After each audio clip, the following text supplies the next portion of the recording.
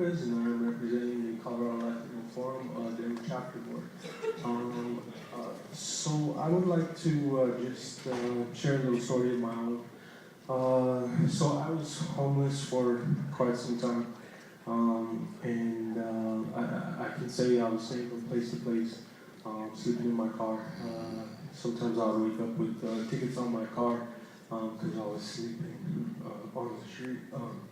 Well, not on the street, but in my car on the street. But and then some of my family.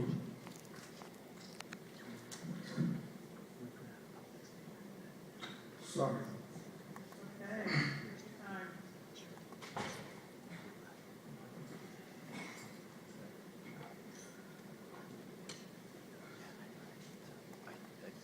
It was tough.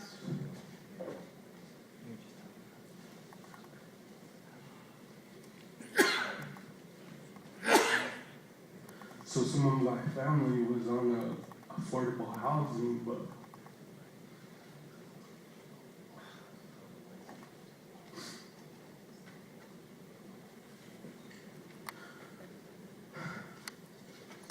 I couldn't stay with them because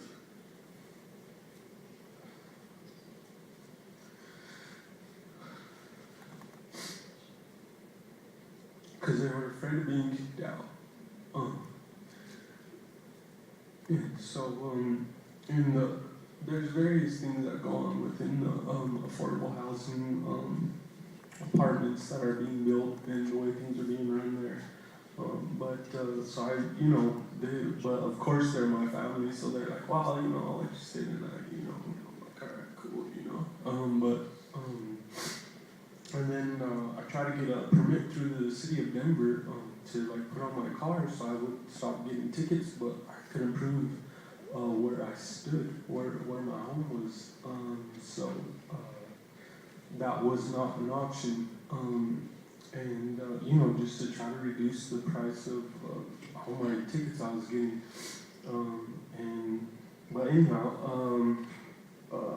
It would also be fiscally and financially responsible for the city of Denver, as well as the state, to support this bill. Because, as everyone has said prior to this, it makes sense. It's a lot cheaper.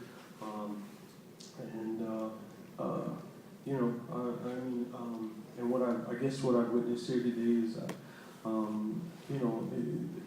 we're just trying to do the right thing here, and I'm surprised that this many opposition and questions of certain natures were being asked by some of you up here. Was like you guys were looking for a loophole to continue to enforce, to try to continue to enforce, have law enforcement enforce these inhumane camping ban laws on the homeless, and it just, I just hope that you guys represent the city and state of Colorado, the city of Denver and the state of Colorado, and Aurora as well, neighboring cities. But I'd also like to share a story from another friend of mine who could not make it here, who was part of the. Seconds left. Okay, she was part of the. Anyhow, she just said that being homeless and having a job was ridiculous as far as having to pay each night for a place to sleep and literally just sleep, could stay there the whole day because I worked full time and was wasting about $80 a day. So all the money was literally going to just to lay my head down and wash up, to get clean. That's like $1,100 put in hotels, but trying to pay that plus eating gas and essentials just don't work. And she also told me stories of being susceptible to prostitution. She kind of went through some of those things. She didn't, she had to decide whether this guy was going to help her out, or if she prostituted, or if she didn't. And those are some of the things that homeless go through. Yeah. Thank you very much, and I hope you all support SB 1191, or House Bill 1191. Sorry. Thank you all. Ms. Mr. Lopez, for sharing your story. You're just showing all of us that there's trauma that's associated with being homeless. It doesn't matter if you're not homeless now, but a lot of people can still relate to the pain, the trauma of what it's like to be homeless. So thank you for reminding us of that. Questions, committee member? Thank you, Mr. Lopez. I'd like to bring up Lynn Barker. And then TJ Bryan. Are you here, TJ? Why don't you take the other seat there and you'll be up next. Ms. Barker, please introduce yourself and who you represent. My name is Lynn Barker, and I'm with the Fort Collins Homeless Coalition. And I myself am homeless at the moment. I'm blessed. I'm staying at Catholic Charities because they have 20 beds. Right now, February 10th, it will go down to 5, which means that some of us that are living there now probably will not have shelter, and it's probably going to be me or some of my friends, because some of these people that are staying there are definitely more in need than I am, and they need more protection, and I would give up my space for them.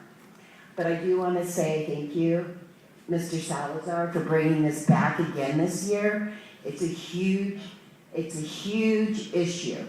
And one of my friends pointed out to me that wouldn't it be really cool if a cop came up to me and I wasn't scared, and that he would talk to me as a person and not say, I'm breaking a law or I'm doing something.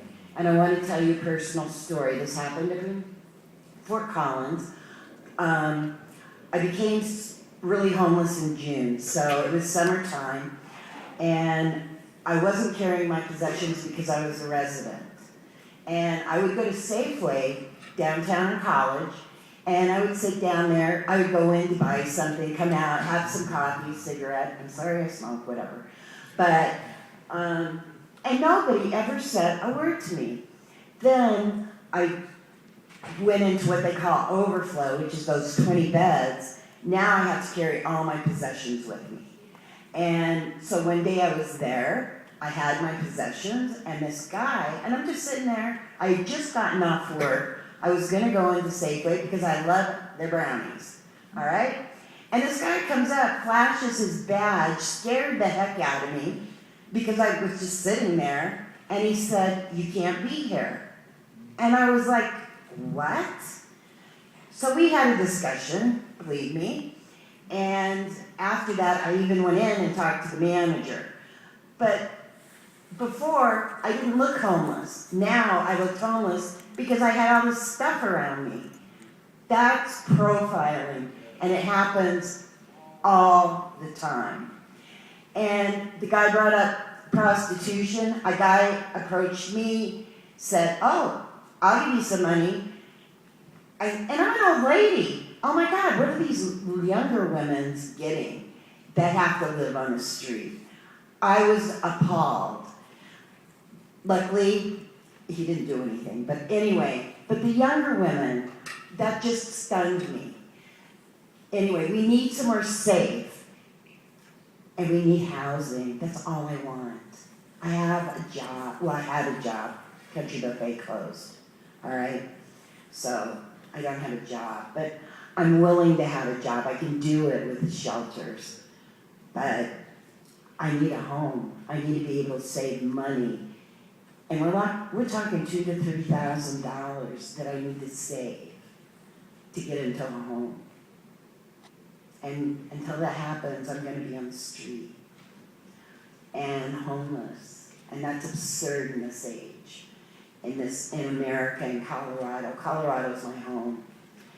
I should be able to live here.